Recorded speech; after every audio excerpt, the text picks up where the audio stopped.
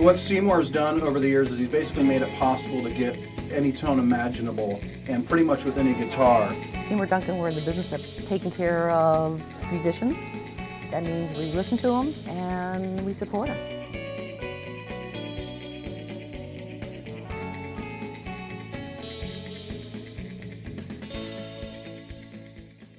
I am most proud of the employees' just attitude every day. Everyone comes in with a smile. We hang out together on the weekends. It's like everyone here is a big family. Great place to work.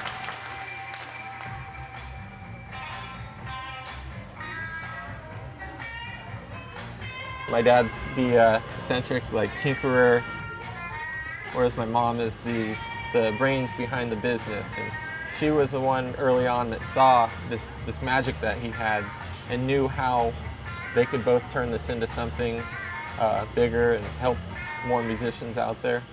He, the tone, me, the building of the company, communicating, taking care of our customers. Seymour's name should be mentioned, I think, in any discussion as far as guitar tone is concerned.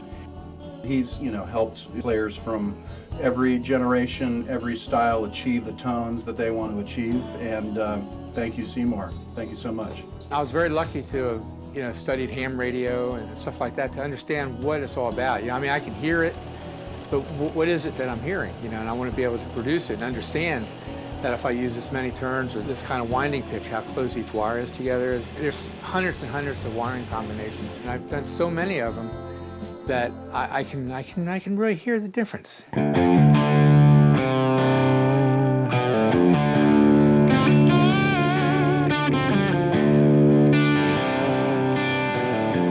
Seymour Duncan originally started rewinding pickups for guitar players when he was in London, England, and this probably would have been the mid-'60s, I'm going to guess. And so I think he just became obsessed with helping people achieve better guitar tone.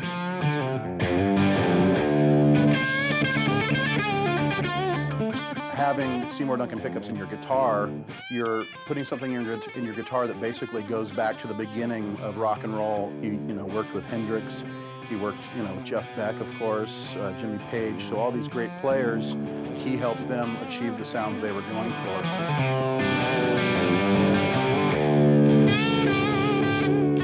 Seymour has an uncanny ability to be able to translate someone describing what they want in sound, in words. Like warm sounding or bright or tight. There's a lot of terms that are used to describe a pickup. To get to the science, you have to have the magic or the mindset to understand where you're coming from. So finding a pickup that has a tone that's to your liking, it's so important. It's just a very important part of playing.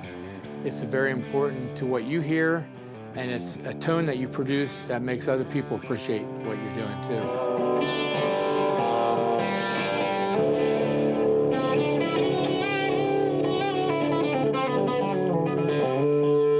A lot of the tones that we take for granted nowadays that are just, you plug in, you flick a switch and you go, those were things that people pioneered and were groundbreaking, in the 60s, it's mid-'60s, late 60s. And I would drive my bike 5 miles to go see a band playing, just so I could see the guitar, what kind of guitar he was playing, where he had his knobs set, It's nice to look back at the historical value of these different tones and, to see what a guy like Seymour actually contributed to the sound of the guitar. And I would just keep taking all that in. He could figure out, I think I'll put this kind of wire, this many turns, do this and that with the magnets. So you gotta know your craft. And I always kept records of all this. You can't make great cakes if you don't know how to bake them. And hanging out with Leo Fender and asking him all these questions, Mr. Fender, why do you wax pickups? And all stuff like that when I was first learning how to make pickups. Les Paul, it was great really meeting him when I was a young kid, to actually talk with him and just get a very early understanding of what pickups were about. Just a great inspiration. Second, though, is I think you have to know your audience. That's my role. I'm a listener and I'm a supporter by nature, and I think I've been able to instill that desire to support musicians into an enormous team of people here that are really good at what they do. And then we just hit it off, just talking about stuff, and she was very smart at business. I said, I had this idea, I want to make things. And what we were doing was restoring and restoration and repairing in the beginning. You know, we weren't manufacturing anything. Through word of mouth, one thing led to another. Oh, you should try this Seymour Duncan guy, makes some good pickups, go to him. And then from there, that started the actual rewind business. People would send in their pickups. Kathy and I were doing everything. I said, man, we can't do this. We're getting 3 hours sleep at night. So we started hiring more and more people to do certain jobs. I've been working side by side with my dad for 15 years, or since I was, you know, in elementary school. After school, I'd ride my bike out here and come to work. Derek's blessed, so he brings a lot of value to the company. Working on a car with your dad, I work on guitar pickups. And the good news is he was blessed with Seymour's ear. Wow.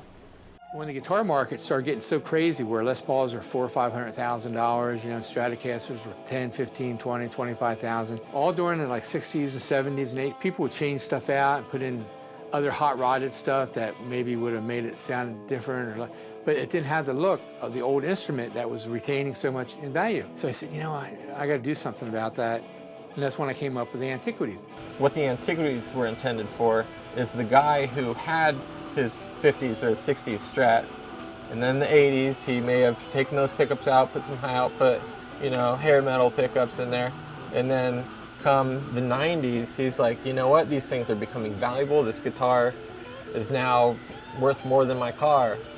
Maybe I should put it back to stock. An antiquity is the art of making something or a quality that is old. So for me, that was important to do. So that all of a sudden became just a great hit. And we do a lot of custom things to them, so they're all different. You're getting a pickup like how it was manufactured 50, 60 years ago. But it just drop right in and sound just like the vintage pickup, look just like the vintage pickup, smell like the vintage pickup. I started with the antiquities, and then Fender came out with the relics, and then Gibson came out with the historics. But we started all that aging thing. They resonated very well with the customers. So it's a classic case of we were listening, not necessarily to what someone technically told us directly, make me something that looks like this, but that way that you listen in an anticipatory way. You read in between the lines. You listen for the hungers, you look for the needs, you look for how can I bring a smile to someone's face. Seymour still winds pickups. Trying to help players achieve their dream tone. And, you know, if you ever happen yourself in Santa Barbara and stop by the shop, you know, come and say hi.